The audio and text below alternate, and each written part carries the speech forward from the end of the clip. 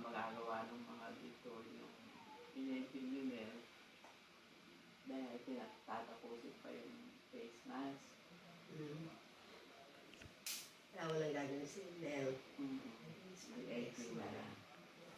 Pero kung meron tayong susunod, kasi hindi ko alam pa paano niya ginagawa ng sleeve eh.